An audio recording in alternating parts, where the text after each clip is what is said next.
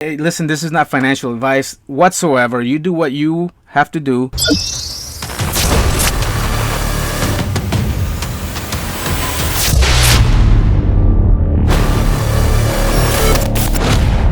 What up, guys? So in today's video, I'm gonna focus on Inovio. I know this is a company that I talked about a ton in the past, and I haven't uploaded a video on it in a very long time. So I just kind of want to go over the news that we've received on this company, and just bring you up to date basically on what they've been doing. And we'll look at the chart. $2.46 is where it's at as of the recording of the video. So I'm recording this on Thursday, August 11th. I'll probably publish it on Friday, August 12th. So that price might not be the same when you're watching this video. But anyways, so here we go. This is going to be in a presentation type format. So Inovio News 2022. I want to go over one piece of news that we received since the last time I covered it back in like October 2021. So let's go. December 3rd, 2021. And this is the title that the article gave us. Two stocks that are down 60% or more from their 52-week highs. And basically it's Inovio and Pinterest. And as you can see, Inovio is not as bad as Pinterest. So Inovio is represented here by the purple line and Pinterest by the, I don't know, that looks kind of orangey to me, but orange/red line.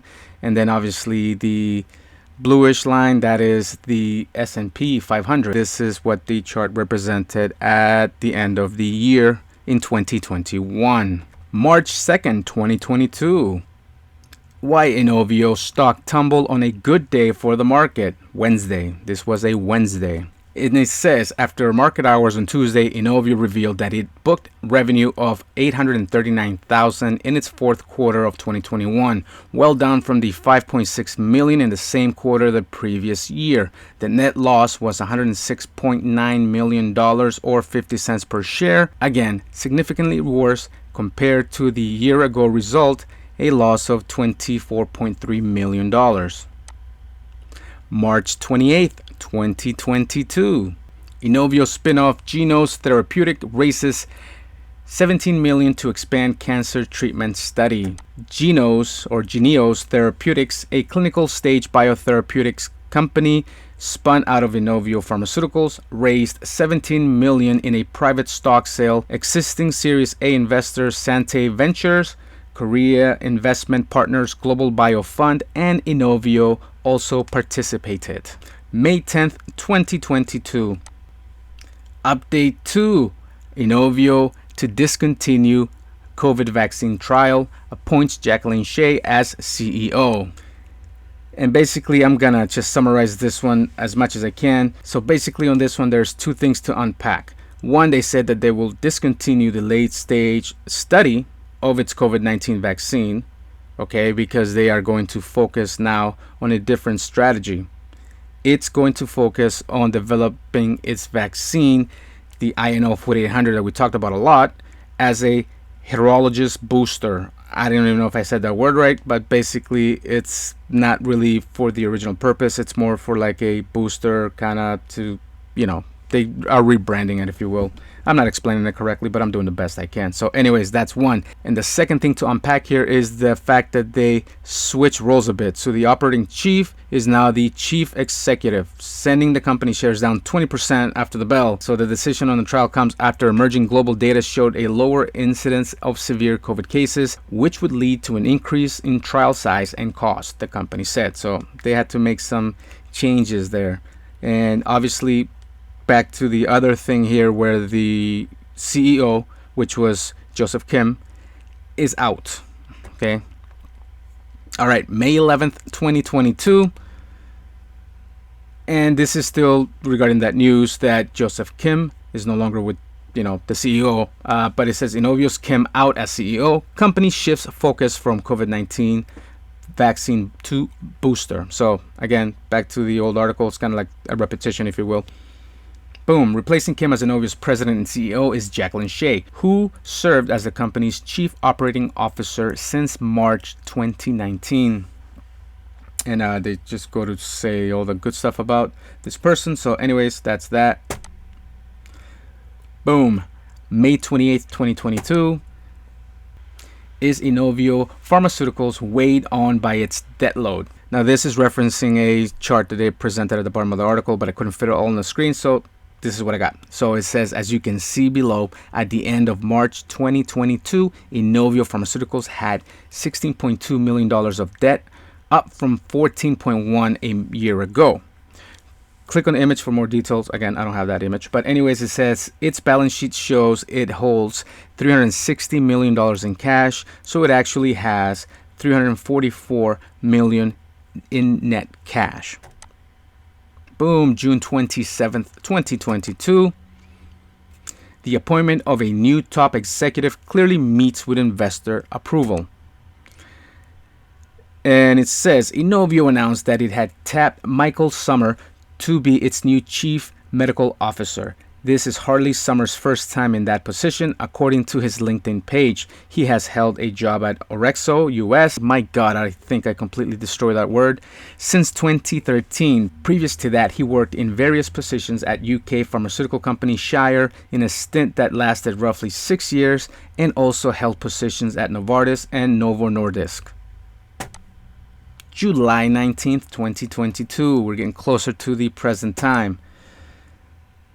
Inovio to reduce its workforce by 18%. Inovio Pharmaceuticals said Tuesday that it plans to reduce its full-time workforce by 18% and its contractor workforce by 86% in an effort to extend its cash runway. The company had 317 full-time employees in 2021. Inovio, which still has a COVID-19 vaccine in development, also said it will take a $1.6 million charge in the third quarter. Its stock has tumbled 63% this year, while the S&P 500 is down 18.9%. So they've done worse than the overall market.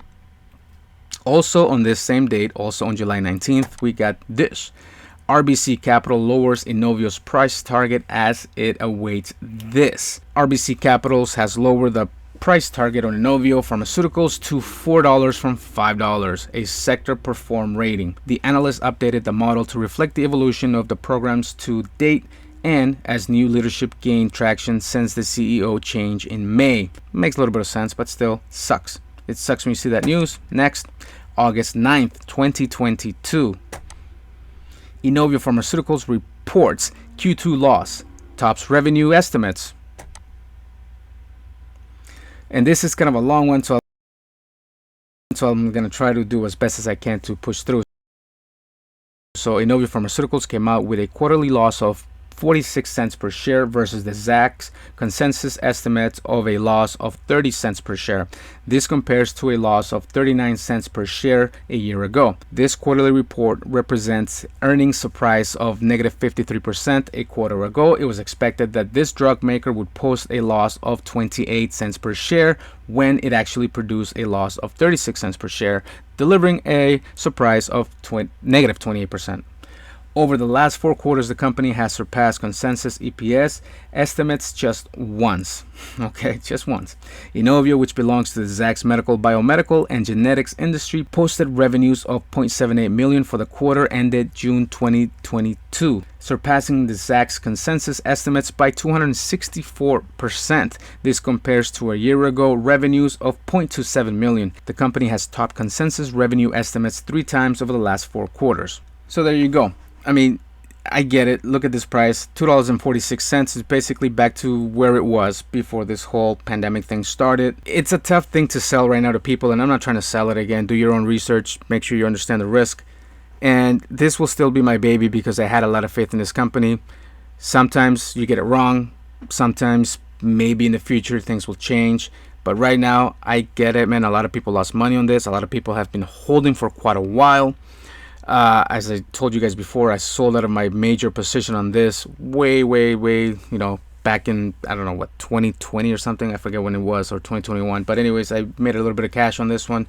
However, I totally understand those people that held, and if you still want to hold, has a good chance of coming back. Again, they are working on other things. They have other, projects in the works, so it could take a while.